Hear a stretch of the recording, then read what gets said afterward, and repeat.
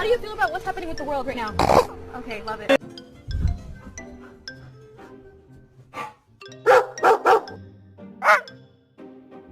Look, Mom found a 4-leaf clover. Want to smell it? No, you can't eat it! What? What did you do?